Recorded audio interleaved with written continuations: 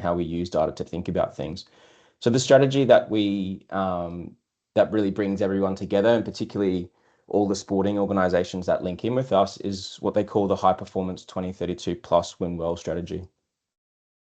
And so this strategy in particular is important because for the first time it has over 50 national sporting institutes and sporting organization come together and agreed on a single unified strategy. And that's really important when we think about data sharing and how we handle data and data capability across all these organizations. So the way that Australian Institute of Sport works now, we have some athletes on campus, but not a lot of programs. So we're a federated or decentralized model where we provide support to the national sporting organizations and the national institutes rather than having athletes on campus ourselves. We do have still quite a large performance services department, which will provide services to athletes that might come in for a training camp or might come and train with us for a few weeks before they go overseas to an international competition. In terms of where I sit in that particular strategy, so I sit under performance health and performance science, which are two slightly separate but related areas. And I really feed into this world-leading knowledge and practice segment. And I think a lot of what we'll talk about today fits nicely under there. So we really want to make sure that the things we're doing in terms of practice, but also all aspects of practice are as, I guess, world leading or evidence-based as we can be. And so I guess the use of data is really critical for that. So not only in terms of what's in the published literature, but in particular our own data, which we know generally where it's come from and can be a little bit more confident on what it looks like and maybe some of the pros and also the cons with it. So how do we drive or how do I help drive world leading knowledge and practice? So I have three main functions. So one of the first ones is health monitoring. So I lead population insights on all athlete health in terms of illness and injury and linking that with performance, looking for patterns in the data that might be worth looking at and also problem areas where we might need to invest a bit more time, resources or money. The second part is really helping drive responsible research. So this is making sure that we adhere to principles of open science, that all our questions are driven by prioritization. So spend probably a bit more time than I would like, but really asking clinicians, practitioners, and athletes, what are the research questions that they're interested in? So typically, I guess in an academic model, you would follow some interests of a certain group of academics. We really want to know what are the problems and the problems that the clinicians, the coaches, and the athletes want solved. And that helps drive a lot of our work in terms of where we go from a directional point of view.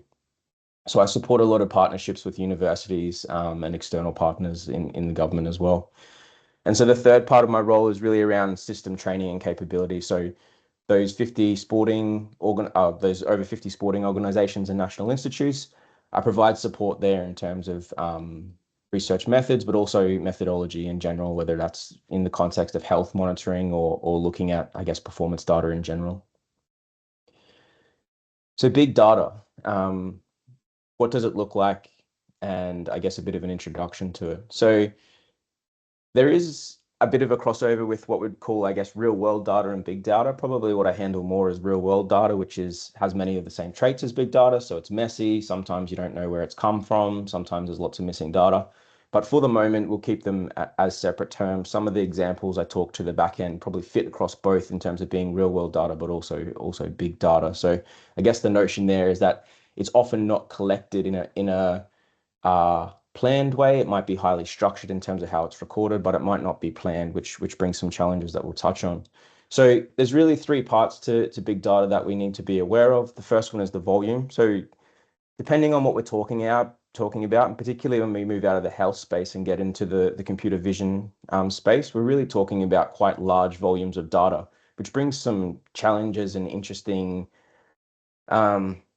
I guess, problems in terms of how you actually handle that data and the data infrastructure that you have, how it feeds into a larger system, and particularly being a federated model, how we get that all in one spot, looking in a nice way that we can actually use it to make some inferences or drive some practice or changes in practice from. The second part, velocity. So particularly with the video analysis, we often generate and process that particular analysis at high speed. So there's a need for, again, strong infrastructure behind that, connectivity, and storage as well. So we really are storing large volumes of data across a very complex system, which doesn't always interact, which can be an interesting problem. And then the third thing is when we're talking about big data, we're really talking about multiple types of data. So I probably sit more in the health space, so working with electronic medical record data, but I can have, numerical data, open text data, a lot of the coaches, so biomechanics, physiology, particularly the performance analysis and skill acquisition, will have a lot of video analysis data and short clips that they'll upload to our what's effectively a medical record. And then, of course, we have lots of sensor data, whether that's GPS data, wearable sensors, or anything on, I guess, any of the training devices in the gym or the gyms. So to give a working definition that's somewhat helpful for us, so it's data so large and complex that traditional methods can't handle it. So I know for this unit, you've used Jamoji, from what I understand. If we're thinking about the types of data that we might put in, it's not going to be nice and structured as what you probably would have worked with. So it really is unstructured, messy, and often doesn't link together particularly well. So traditionally in sports science, we see this, I guess, classic, and particularly in the research world, this classic small sample research, which is not fine, but I guess it's become a bit of a customary thing in the research world. I know there are certain groups trying to push to do different designs and use their participants more efficiently. But probably a classical design is, get between 10 and 20 participants, and you'll have a couple of simple measures, so pre-post. So the example here is looking at cycling completion time during two particular phases of the menstrual phase. And we can see that we have 1, 2, 3, 6 individuals, and then we get some estimates of them. So we get a mean response in cycling time in each particular phase, and then we have some uncertainty interval. So if we think about the generalization from this data, we're really only talking about 6 individuals. So while people, extrapolate these findings and make quite bold conclusions from them, we really only got inferences that are relevant to the 6 individuals in this study. If we look across the literature, there are multiple studies that have summarized, what are the sample sizes we're dealing with. So there's a nice study from 2021 where we see that in thermoregulation, so heat-related research, we see the average sample or the median sample sizes are 10 males and 6 females. So we're really talking about small numbers here. And then another review a little earlier in 2020 showed that for multi-group studies, so if you had a control and intervention, the normal sample, the typical median sample size is about 10. And for single group studies, we're looking at 14. So really effectively a football or a soccer team. When we move to big data, we're really talking about particularly large volumes. So GPS data, if you think about the hertz that it records at, wearable technologies, which are becoming increasingly worn by players, not necessarily prescribed by team, but also on the back of their own doing.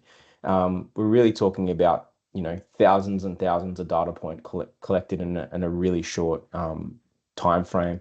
And then video analysis, again, brings a completely different element to it in terms of the frames that are getting captured. So to give a specific example, I know that the NBA's video analysis is capturing 25 frames per second, or 25 data points per second. So if you multiply that out by the number of games across a season, you're really talking about an absolute mass of data. So it becomes particularly important then, and we'll talk about this in a few slides' time, how we use that data to make effective, or how do we get some effective information that we can actually use from that massive trove of data. So there's a particular change in focus that comes with big data, and so we move from, I guess, probably crudely looking at what happened to what patterns can we find. So data mining is probably a term that gets thrown a little bit out. I think looking at what patterns we can find is a nice way to describe it, but that doesn't mean that we necessarily throw all our traditional methods of having a nice structured way, coming up with a nice formulated question, and then thinking systematically about how we'll answer that and documenting that before we actually go in and looking at the data. It's not just throwing a whole heap of data into a particular, regression or machine learning model and hoping that we get something good from it. We still want to understand the data and where it's come from, know its good points and bad points, and I guess, understand if there's any problems that we need to be aware of, and whether the data can actually answer the question that we're interested in. So I use the example here of Erling Haaland from a couple of seasons ago in the Premier League. So it's a single player, and we get some information on, I guess, his shots across the season. But if we were to overlay that whole particular team or all strikers in the league, we can start to understand patterns of success, non-success, and understand a little bit more and plan for that from a team strategy point of view. So before we move on, there's a couple of key concepts, and I'm not sure if you've covered these, but the three that I really wanted to briefly mention were correlation versus causation, and what that means, sample size and how it changes statistical power and how it changes as a function of sample size, and then inference and versus prediction. So inference, we can think about understanding the how. Actually, I won't talk about that yet, but yeah, inference versus prediction, I'll explain a little bit more.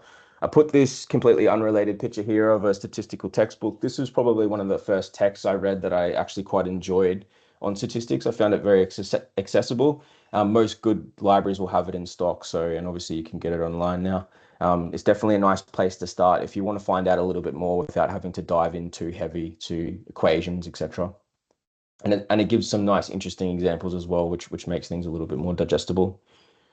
So when we're thinking about the first concept of correlation versus causation, if we take the example of marathon runners having a lower resting heart rate, so a correlational type thinking could think, we'd look at a particular variable to do with training, so training volume, whether that's in hours, minutes, or could be distance, and how that's associated with resting heart rate. And we would probably see a strong, or we know we would see a strong relationship between those two variables. So that's thinking about a correlation, or taking a thinking of that association or that relationship between those two variables from a correlation perspective.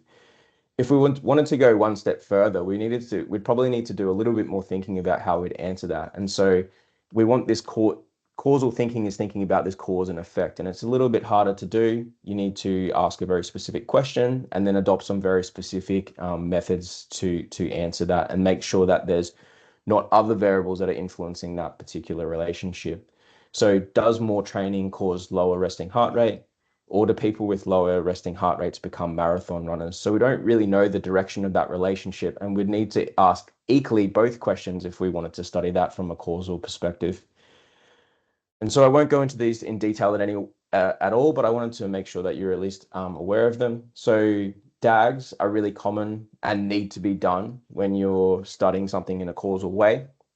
And they're particularly relevant for observational or big data, because you have a lot of variables that probably you'd need to get information on. But depending on the particular database you're working with, you might not have all those variables. So understanding the particular arrows or directions of those relationships is really critical to understand, I guess, the cause and effect. So the example on the left here is giving a blank example, and we can see how different variables interact with each other on the way to looking at, I guess, circle E, which is definitely the outcome of interest. So we need to think about, if we were going to look at this in a causal way, we'd need also information on B, C, and D.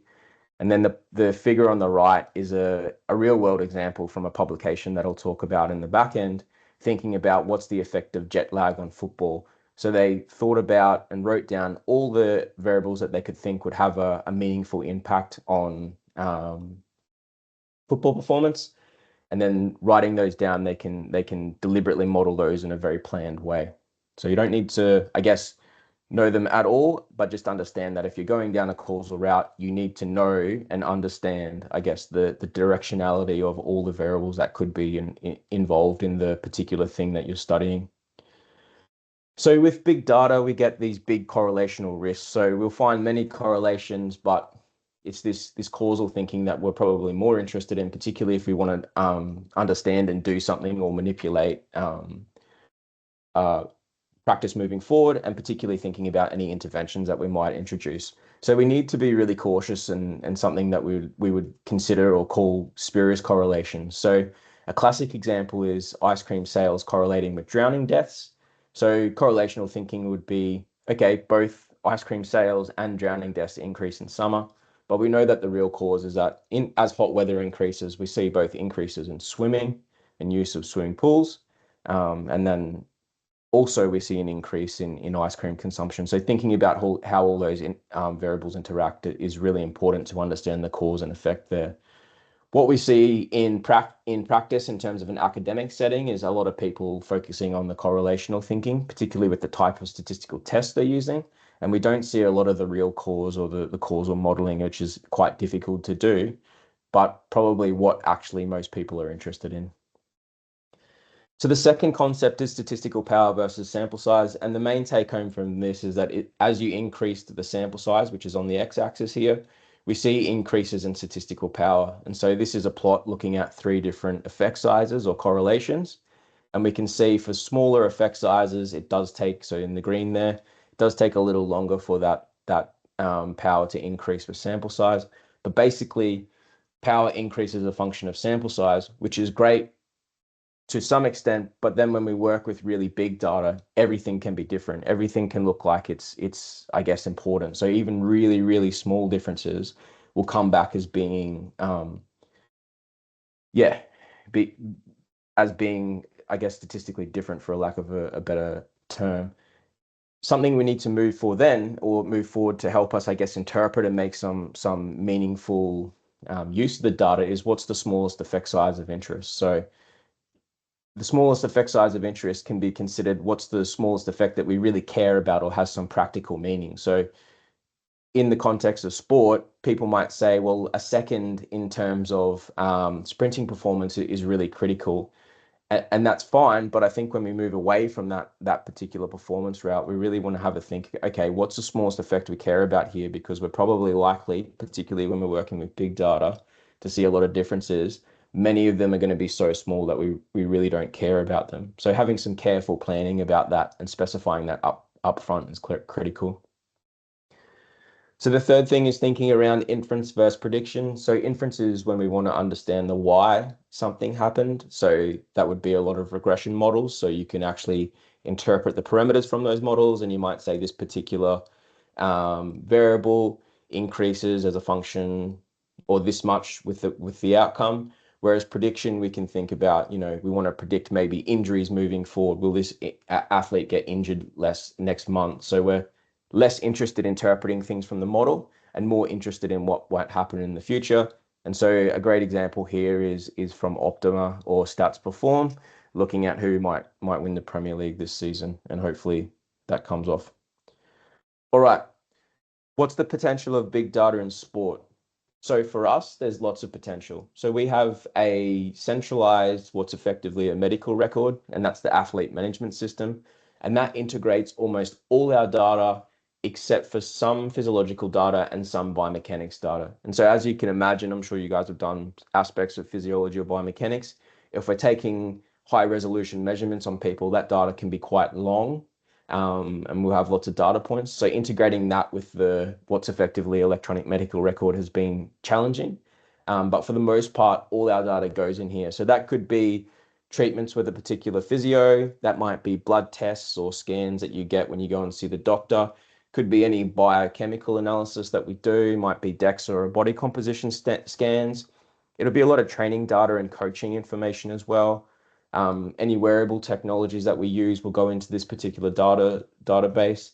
Anything on injury, illness, prescriptions, supplements will all go in there.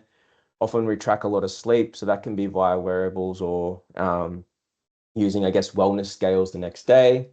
We do a lot of annual screening, and this can include ECG and some more, I guess, medical related tests. All that information will go in there, and so on. We also, probably what I should mention as well, we do include a lot of our performance data in there, which really allows us to look at the relationship between not just health variables, but what's that interaction with performances look like. So for us, there really is a lot of potential. In terms of size, I think this data is from 2021. It's actually really hard to work out how much data we have in there, which is a little ironic. But in 2021 or 2022, we had over 17 million data points on over 32,000 athletes. And so when we look at the number of sporting organization or national institutes, we're really looking at quite a significant number that work in different states and have different jurisdictions in terms of data. But we really or I really want to emphasize there that for us, there is a lot of potential in this space. It's just trying to work out how to best use things for our own practice and knowledge. So I guess four real areas for the potential of sport. The first one is enhanced performance analysis. The second one is population level insights, which is something that I'm particularly investing a lot of time in at the moment. The third is real-time feedback, and particularly during games and competitions. So we did a research agenda after the Paris 2024 Olympics, and we went out and we asked via survey coaches, athletes, support staff, anyone that attended the games, what are the things that you want to know? And one of the interesting things for us that coaches and athletes in particular, we're really interested in this real-time match analysis feedback, which is not necessarily what academics are investing their time in at the moment. And then the fourth thing that I think that has some really good potential is not necessarily always answering questions for us, but guiding some direction about where research should look next. All right. So in terms of enhanced performance analysis, we can see probably three areas. So precision, so looking at individual athlete profiling beyond, I guess, what traditional averages do. So like I said at the start, we're becoming increasingly interested in modeling individuals rather than groups. And if you think about the amount of data that we have on an individual, it still is quite big. The second one is looking at prediction, so looking at injury risk models and performance forecasting. And then the third one is this personalization. So again, looking at this N of one from a training program perspective, thinking around how we might optimize those training loads moving into competition in particular. So this particular example here is a study that took over, I think it was 4,000 or 5,000 football games, and they adopted a causal framework. So this is the figure that I brought up at the DAG slide. And what they were really interested in was what the effect of jet lag or travel time was on performance. And so this really nicely demonstrates the benefits of using data, particularly in the real world, and a lot of data to answer a question of interest. So we think about traditional studies, and they talk about it in the particular paper. There might be a single football team that's being looked at with across a season. So we're really only talking sort of 10 to 15 games in terms of travel.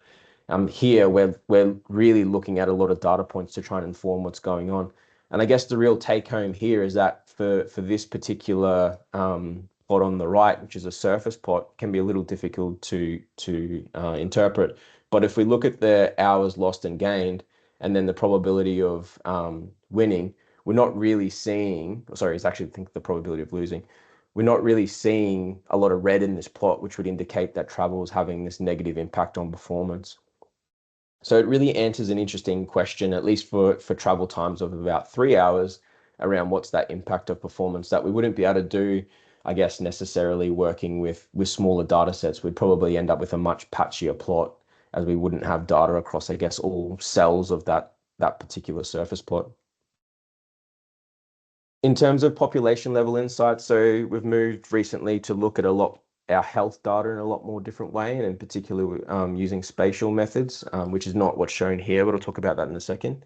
But physical activity across, if we think more broadly in terms of exercise science, physical activity patterns across entire cities, there's definitely population insights that's valuable. Identifying effective interventions at scale.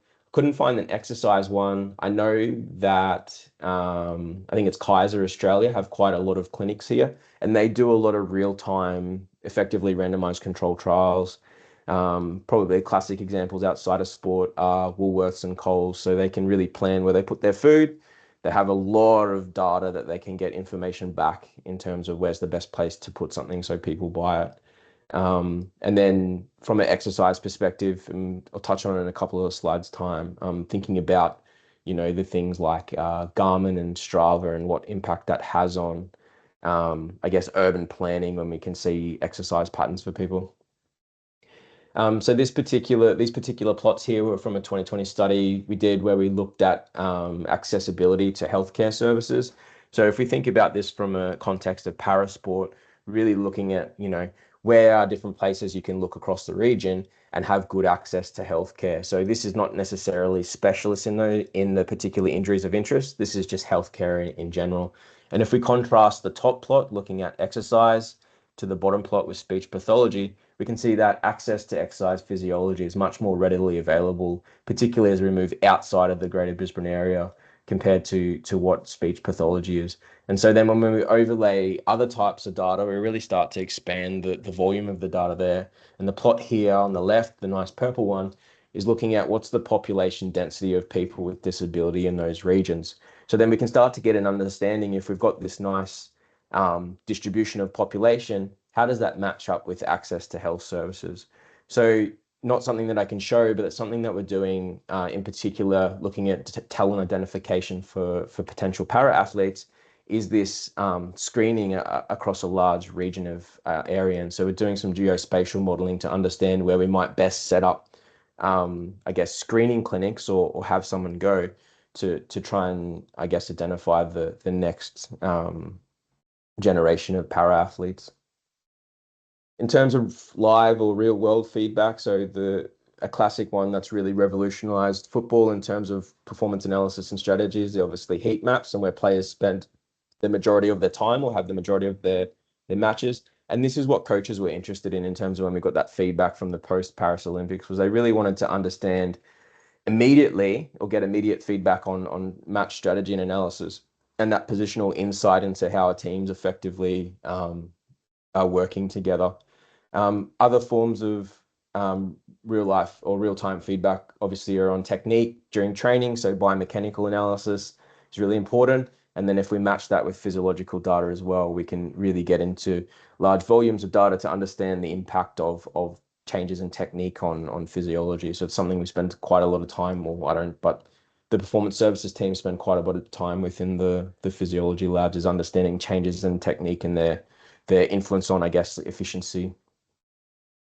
And so the third one, which I won't talk about too much, but I think big data does have really good potential for research direction. Sometimes, like the jet lag study, it might answer it in a meaningful way, but often I think it guides the direction of where future well-planned studies should be when we're really working with data that's been collected for that particular reason. Put the photo of fishing rod here because I think in some ways using big data for research can be thought of as a bit of a fishing expedition if you don't have a very structured way around how you're looking at it.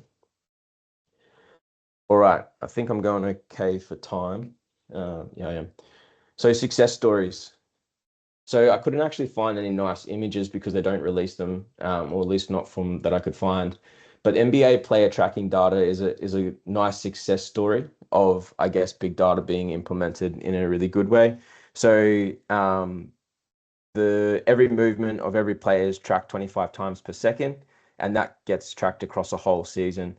So in terms of insights, this has had some pretty a big impact on how the league plays. So traditionally, obviously, 2-point shots. I don't really know basketball, so I'm probably going to use the wrong language. But 2-point shots were prioritized, whereas we've seen, the evolution of Steph Curry and some of the insights from this particular analysis have changed it to a 3-point league, where we can really understand that the probability of having more attempts from a 3-point line is going to end up having a greater impact on performance than if we're sinking twos all the time. So it's definitely a success case. The accuracy of that system is really, really good.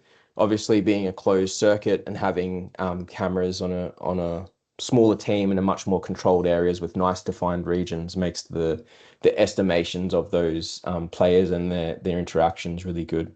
So yeah, definitely a success story. So really in that computer vision science. The second, I guess, success story of big data is thinking around heat maps. So this is obviously of the Gold Coast, and this is looking at the Strava global heat map, which you can jump online and have a play around with. It's actually quite cool. And this has been increasingly used for urban planning, thinking about where cycling and running routes are before there might be dedicated tracks there. So definitely a success story in terms of urban planning and planning for major cities and the growth of cities has been the use of this particular data, thinking about at a population level what activity levels look like.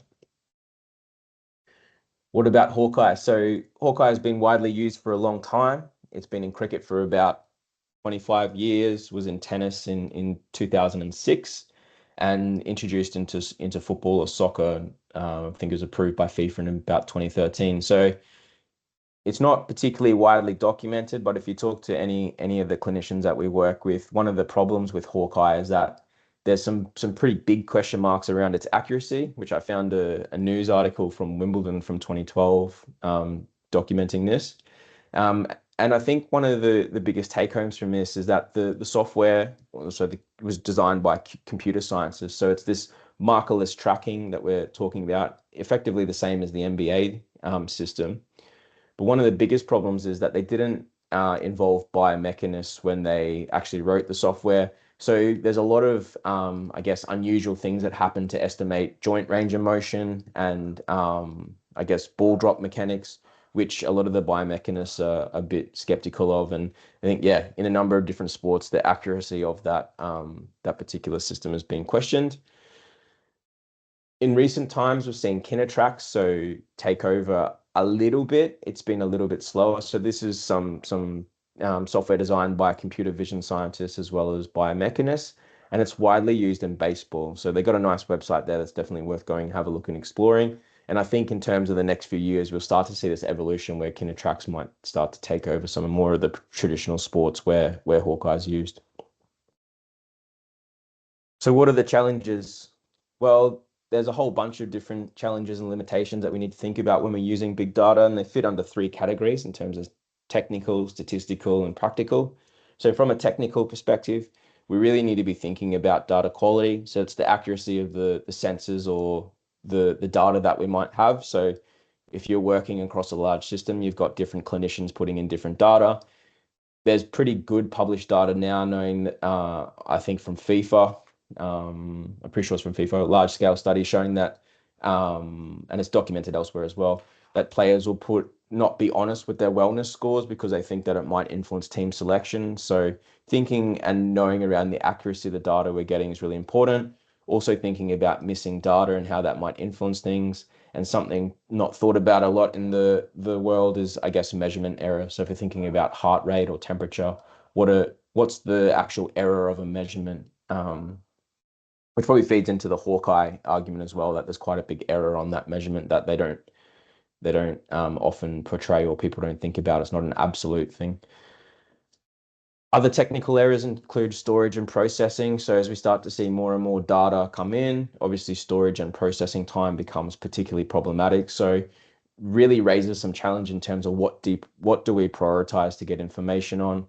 And then integration, obviously combining data from multiple sources can be particularly challenging, particularly when you've got, video data, health record data, scans, etc. So there's really unstructured data sets. In terms of statistical challenges, so we've got a multiple comparisons problem. So it's quite easy to find patterns or false patterns in data when you don't take into account the multiple comparisons. On individuals, your models might start to think that there's 4,000 players instead of 400 players if you've got multiple measurements. Overfitting, which is this phenomenon where we start to see models that work on training data but fail in practice. So they too closely match the data they're trained on. And then when we take them out in the real world, they just break and provide us with no useful inference or prediction. And then also confounding and other biases. So thinking about, data that might actually influence our outcome of interest, but is not particularly obvious or is not collected in that data set because it's simply not available. And then practical things that raise big challenges. So, we've got 45 or 40 odd sporting organizations, but they're not equally funded. What para powerlifting get is a little bit different to what sport climbing get, which is going to be different again in terms of the financial resources and also staffing resources that, say, rowing or traditional sports like triathlon or swimming might get. So that practical cost of how you go about handling big data in smaller organizations is a particularly big challenge. And then obviously something that we don't talk about a lot, but is becoming increasingly of concern is privacy and ethics. So if we're talking about data on athletes, where's that data going? Is it going to third parties? Is it being stored in cloud servers, off outside the country? Who has access to it? So that becoming is an increasingly big challenge. And then from a practical point of view, there's no point having a whole multitude of or massive data if we can't interpret it and in any meaningful way. A coach is not going to want to talk to you and understand how shiny their model is. They just want to know how their athlete can run faster or do better. In terms of our particular management system, athlete management system, so it's a large ecosystem. There's so many people putting data in. There's a lot of measurement error. There's a lot of missing data. There's a lot of, I guess, data quality challenges that we try and control. So we have a quality assurance department that, you know, really puts out a lot of information in terms of how a particular test should be done, how data should be entered, trying to get people working in a very consistent way in terms of how particular injuries are documented. So that is really a big challenge for us. Missing data is forever a challenge. Sharing ethics and governance is particularly challenging as well. So athletes train at state levels. Their agreements often with the states, but we're a federal entity, so that's a interesting interaction that we have to deal with. And then also the types of questions that can be answered. So, you know, we're not able to answer what a traditional maybe randomized control trial in a lab might be able to answer. We might have to answer, I guess, similar questions in a slightly different way. And then also time and capability. So we really are missing a lot of data capable individuals in the system. And then there's a growing need for those individuals. So if you're interested in this space, please definitely reach out to Aaron and I for a chat. All right. I only have one case study on the challenges, which was challenging because I wanted to put in about 3 or 4. So this is not an elite sport example, but it's a paper that we've recently written. So this particular study got a lot of attention in terms of policy and then also New York Times and other media outlets in terms of different gender differences in marathon pacing. So they took data from the early 2010s. I think they had, over 92,000 records there. And they were interested in answering an academic question or an academic question of interest. I guess it's not really relevant for sport, but more for population or recreational level athletes. And so they were interested in how pacing changes in a marathon, and whether it was different for men and women. So they cut the race in half and they looked at, relative to your time in the first half, what was the percentage change in your time in the second half? So that's how they defined pacing. And they came out with some lovely, really strong conclusions that the sex difference in pacing is robust, and that men are affected more than women. So women tend to have a more steady pace, whereas men seem to drop off a little bit more. So great example of big data. There's no way you're going to get 92,000 people through a lab to study this particular question. So when we think about the analysis of real world data, we want to take the same approaches that we would as if we were to collect that data in a laboratory. So we want to document the design in the question. We want to adopt those same principles that we would in terms of the analysis if we were planning a prospective laboratory study.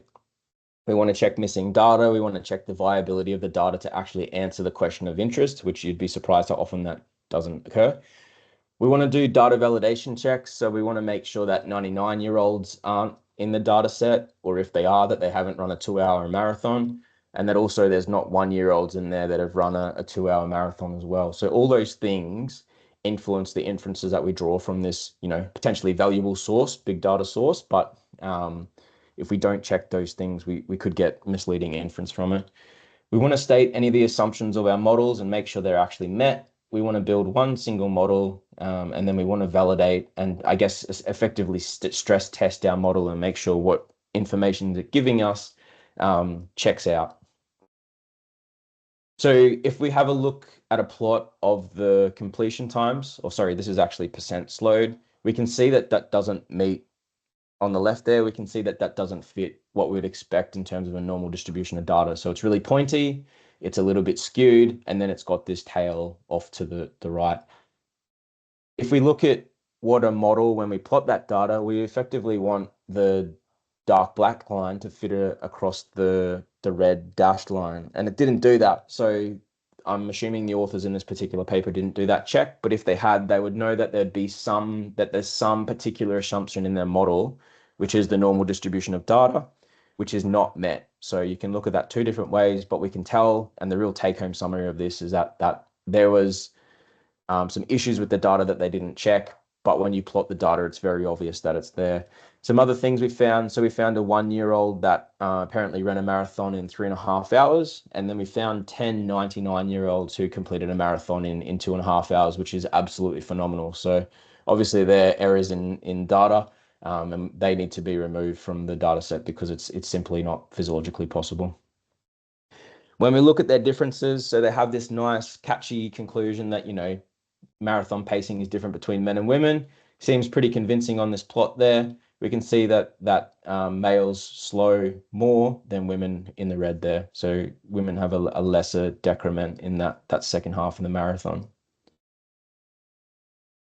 But if we correct those things and model the data as it should be, make sure that the nice black line fits along the dotted red line. So we do some things at a modeling level to help actually correct that. We get this plot here where we actually see there's not a lot of differences. So if there were large differences between men and women, this plot would have more blue. I'm not particularly concerned about these differences at the top here because there's probably very few 17-year-olds running a marathon in 6 hours. So that could be a data availability issue. But for the cells that have a number 1, we're basically seeing no difference between men and women. And that's for the most part across most ages where those individuals would sit when we think about recreational runners. And so if we look at it a different way in a surface plot, so these are a little bit challenging to read, but if we've got marathon completion time on the left and age on the x-axis, and we're looking at the difference across the interaction between those variables across the whole plot, we can really see that we don't have large differences, which are the darker colors, until older ages at faster speeds. And there were no individuals in the data set that are running, that are 70 years old running a marathon in 3 hours, sorry. So we're not really seeing any differences as what the authors claimed from their particular data. So challenges of where it can go wrong. So big data can be really useful if it's used well, but basically the data wasn't checked. The biggest problem was that the model assumptions weren't checked and weren't met, but then, unknowingly the authors went and made some really bad conclusions. And so the actual conclusion from that nice rich data set is that marathon pacing isn't different between the genders when it was defined as the authors did. And I guess the so what, who cares? Well, the thousands of people that planned their marathons via these 2 books and a bunch of other media resources in a different way because of that particular finding probably care a little bit, or the individuals that paid $100 for each of these textbooks, effectively wasting their time based on conclusions that aren't supported by data at all. And the really challenging thing is because it is a large data set of 92,000 individuals, it gives you a false sense of confidence that those conclusions are really strong and robust as the authors claimed. All right, so quickly wrap up and hopefully can take a few questions if there are any. So some key messages. So big data can positively impact sport. There are some significant challenges and collaboration between domains, so sport experts and methods experts is critical. And we need to balance innovation with rigor. So making sure we don't, make false claims early and really stress testing the things that we do with our data sets. In terms of what you can do it as an individual, so obviously this unit's part of your curriculum, but building basic data literacy and visualization is really helpful. Getting an understanding of data collection techniques, research methods, and their flaws and also positives is really critical. Thinking a lot more about data quality interpretation, where data comes from, and then also always be critical. Never believe something, particularly if it's a flashy headline. Alrighty, thank you everyone. Happy to take questions if anyone has any. Wonderful, thank you, David. That was great. We've got one in the chat already. It's a bit of a long one. What I might do is while I'm vamping here, you can have a quick read and answer it.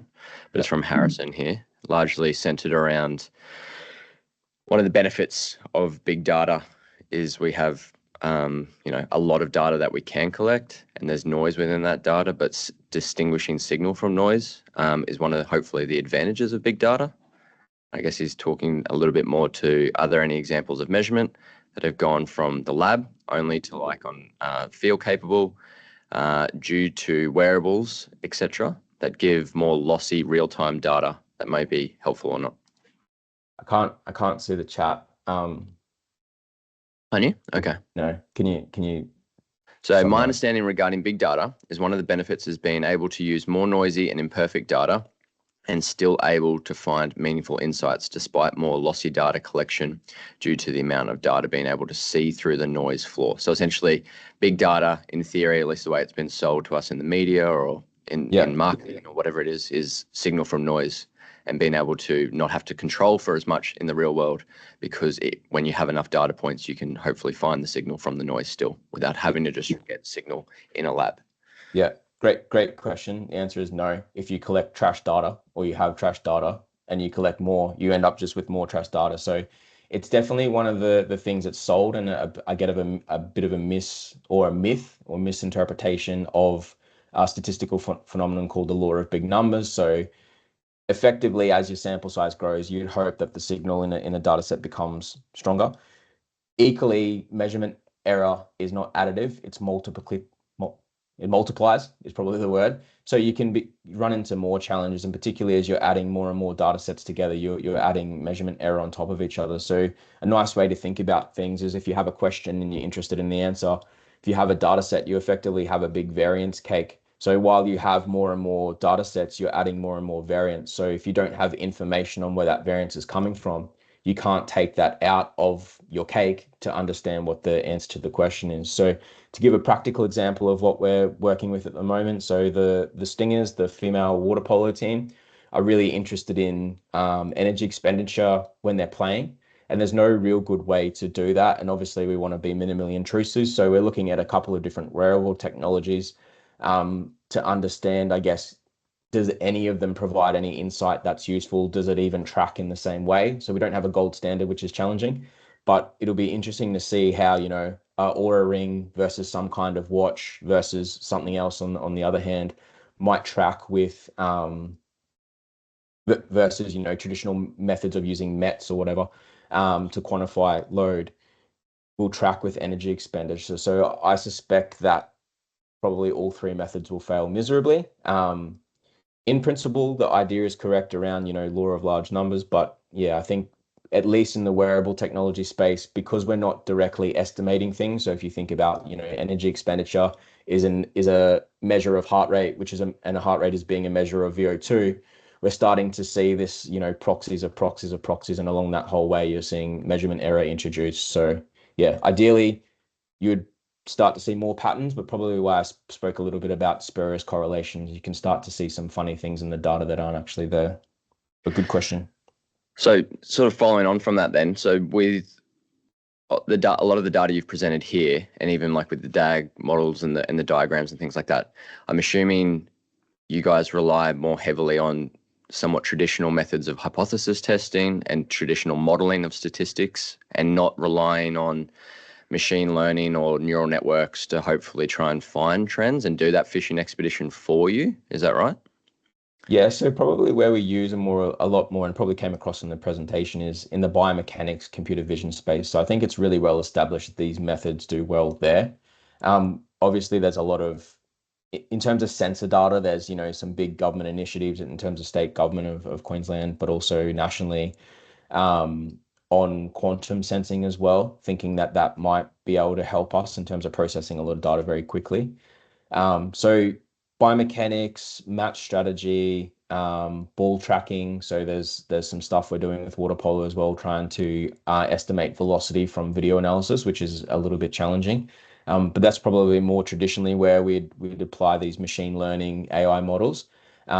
We've started doing or exploring some stuff with patient notes to try and make things a little bit more efficient for the physios, the doctors, and psychologists, etc., dietitians, to summarize patient notes using, I guess, AI assisted text models.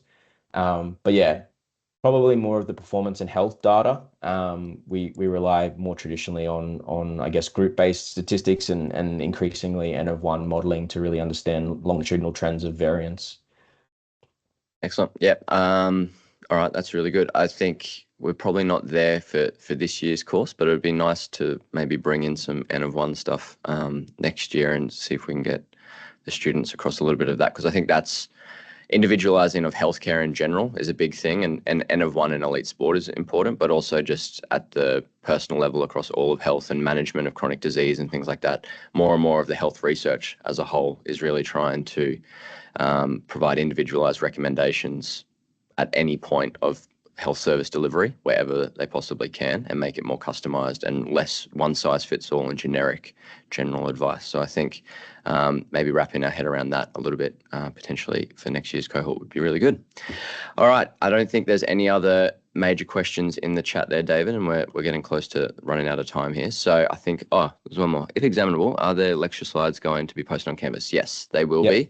And don't stress too much about, the specifics around which data capture analysis was presented and things like that. What would be largely examinable is sort of like the large concept of big data, where of its weaknesses, where of its strengths, these kind of things, not the nitty gritty of what is baseball using, what is the NBA using, and things like that. Okay.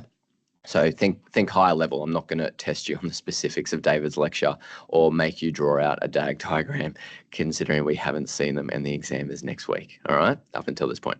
Cool. So don't stress too much about that. It'll be just a generalized kind of question to expect. All right. Beautiful. Thank you, David. I'll stop the recording now. Thank you, everyone, for attending this morning on your morning. I'll see you, the rest of you, probably in class this morning as well. Cheers, David, and I'll see you all soon. Thank you, everyone.